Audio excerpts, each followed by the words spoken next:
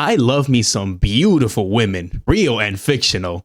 But hear me out. Wuthering Waves is the latest release by Kuro Games and probably one of the best gacha games on the market, with good graphics, beautiful scenes, interesting story, likable characters, and its highly praised combat. Now folks with a low attention span, hold your fingers, don't comment anything yet. These are only a couple of the many positives Wuthering Waves easily checks out. Then again, I can't say much since I haven't played the game as much as I like. I'm still a beginner at the game, so forgive my ignorance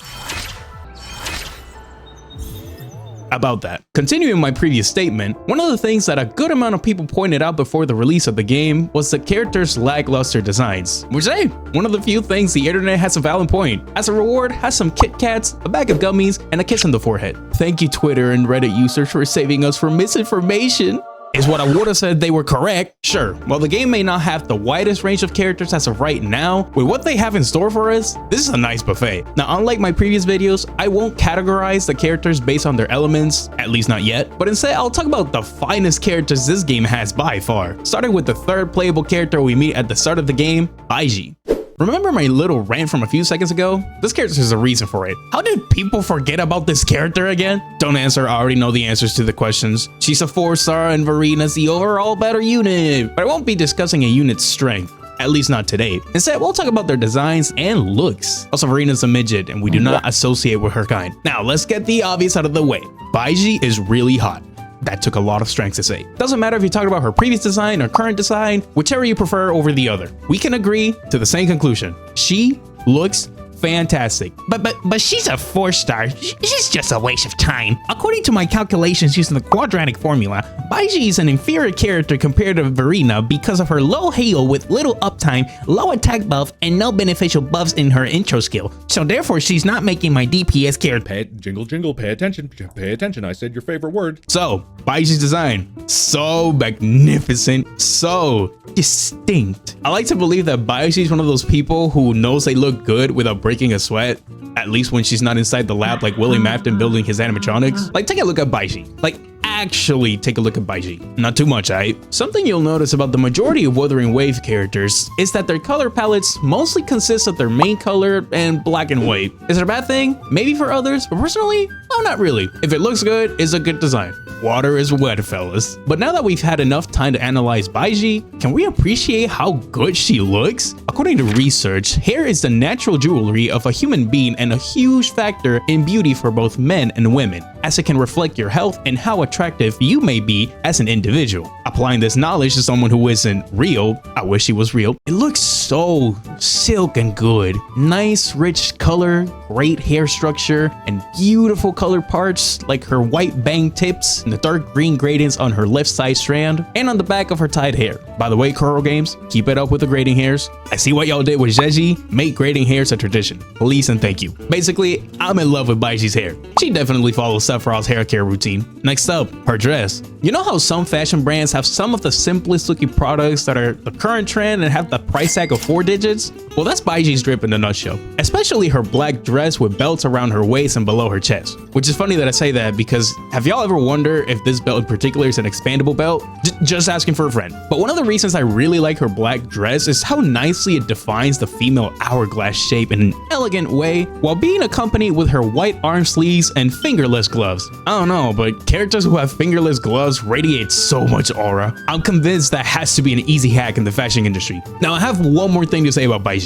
I know I said I wasn't going to talk about a character's kit, but dang man, her ultimate is perfect for a 4-star. The camera work, the particles, pose, and the tacit mark lighting up, it's simply great. 10 out of 10 ultimate animation. I use it at least twice a day when playing this game. On the topic of animations, respect the only character in the game with some swag on her walk. You know, I disliked science a lot back in my school days, but I'm starting to notice a pattern with my taste. I'll say, Baiji is definitely one of my favorite 4-star characters in the game, but I feel like I didn't show much enthusiasm towards Baiji simply because the 5 stars of this game, they're pretty good. There was one 5-star character in particular that I couldn't understand the hype back then because I'm gonna be real, there's another character that has me on my knees. So my eyes remained hyper fixated on this character until she's released in the future. I'm sorry, madam. That right there was one of the 3 things that made me adore her. The second one is that she's a phoenix, my favorite mythical character. And the third thing, well, you don't need to know. Just understand that I am now a Changli lover and understand every Changli fan out there. I was so blinded by Camellia, still am, that I couldn't notice that Changli is my type of character. Let me run a checklist to prove my statement. Strong woman? Check. Red hair and white hair fusion? Check. A phoenix? Absolute check. Perfect smile. And beautiful character? Like, I kid you not, during 1.1 story quest when we were talking with Changli at the dog, I asked myself, how was I not into this character? This would be the part where I joke about something or mention something bad about the currently discussed character, but I just can't do that with her, even if I tried. She's not a dummy mommy, as seen on her companion quest, or has any bad person traits. She's just a lady doing her job as a master. Master of Dominance. Whoa, who said that? Yamiko upgrade has set the bar for how we as humans should set the bar in fashion all around the world. If you have long hair, be like Changli, where she has the typical bob cut until you look at her from a different angle. What the heck? Her phoenix feathers are part of her hair? Extra points and swag. Now, as for those tied up strands, there are exceptions for perfection, but be like Changli and wear the drippiest jacket you can find by not wearing it right after submerging your left arm deep into the subscribe button to get the same reddish hue. Be sure to dry your arm with a hairdryer afterwards. And lastly, be like Changli and stare at your foes like they're the last and tasty Snicker bar at your local market or your favorite candy bar, as long as it's not dark chocolate. To recap and bring up parts that I couldn't mention, great red and white hair with phoenix feathers, irresistible eyes, her tacit mark located just below her big heart, flowing straps and jacket that add more sauce to her design, and never before seen in a 3D gacha game squish. Wait, why do I hear Doja Cat music? Have I been yapping too much? Maybe throughout the whole video, but for Changli, nah, I think I have so much to say about her. But Changli keeps shushing me, so like the good and respectful dude that I am, I will follow her orders. But wait a second, who else can I talk about? Oh shoot. Well, I guess there's no reason to keep this going. I'll hand it to the internet. Maybe they were right about the lackluster designs, because the rest of the cast don't seem to stand out. I guess female rover, but I want to talk about characters that make you question your identity in society. A few minutes later. My goodness, where do I begin with this character? I need a starting point for this character, bro. I need something. Okay. Rewind back to when I questioned how people forgot about Baiji. I intentionally didn't mention Yinlin for a reason. This character right here has crafted dozens of catastrophes to my sleep schedule. When she was shown in one of the developer live streams, my Unga Bunga neurons had the party of their lifetime. They were locked in to only Yinlin at 1.0. Yeah, Jian was the best character. Yeah, Jinshi and Changli were right around the corner. That wasn't stopping me from untying these strings. Wait a minute, and I know I wasn't the only one like that. This character was so hyped that the shop was down when her banner debuted. Who's done that before? Real quick, can we talk about how good her summoning banner art is? The developers knew what they were doing with this angle. Yinlin, please give me more of your glory. Hey yo, chill, it was a joke. I promise I don't have a submission kick, I swear. Now I'm aware she's an imposter in her companion quest, but how else could she be sussy in the hit game Among Us? Cringe aside, in Yinlin's defense, she's a secret agent working under the patrollers. Is how she makes that bread.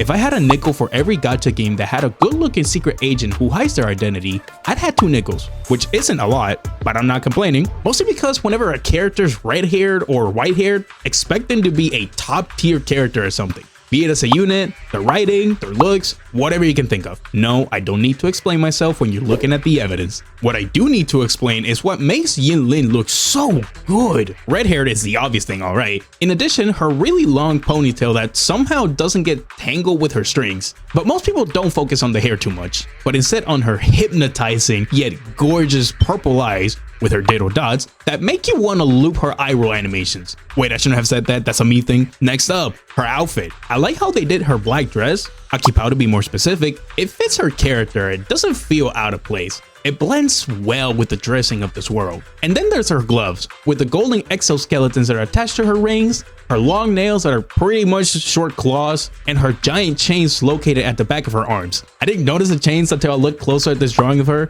Now I can't unsee it. It is the best thing of her design, in my opinion. And lastly, her heels. They're heels. How does she run and jump with heels on, man? I don't know. She's special, I guess. At least she's not doing anything crazy that'll take our focus from combat. Fellas, let's take a moment to appreciate this magnificent ultimate by going through it step by step. The movement from the camera into the confident yet gentle pull of the string. Huh? Just in a blink of an eye, Zapstring impact frame jump scare with its giggling sound at the distance as the screen fades to black, only to embrace the powerful lightning from the sky, shattering the environment because cool characters don't look at disasters.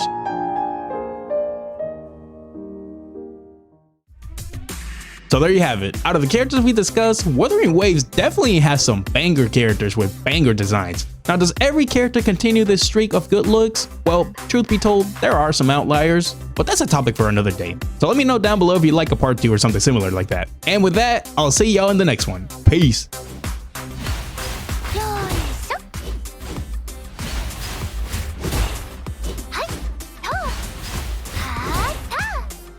Tauchi.